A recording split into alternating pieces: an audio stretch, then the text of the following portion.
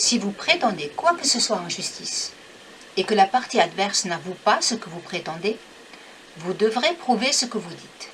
On ne va jamais vous croire sur parole. Vous comprenez le pourquoi de cette règle qui ne doit pas vous choquer. Si la partie adverse nie ce que vous dites, comment savoir qui dit la vérité? L'idée est toujours la même. Il appartient à celui qui veut changer une situation, celui qui veut obtenir quelque chose en justice, de se démener. On appelle cette problématique la charge de la preuve.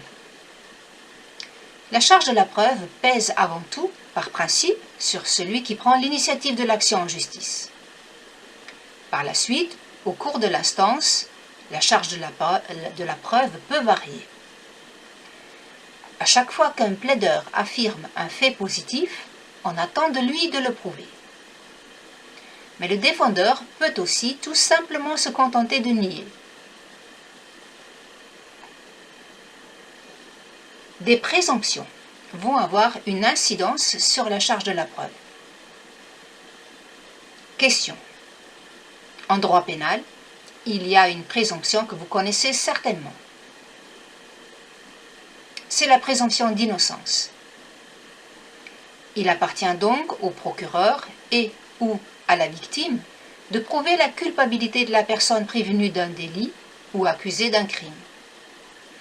On ne demande pas à cette personne de prouver son innocence, et le doute lui profite. Autre question. En droit privé, il y a aussi une présomption que nous avons déjà évoquée. Vous en rappelez-vous? C'est la présomption de bonne foi. Donc, si un plaideur dit à l'autre « tu étais de mauvaise foi », il doit bien sûr le prouver. Mais spécialement, si un plaideur dit « j'étais de bonne foi », il n'a pas besoin de le prouver.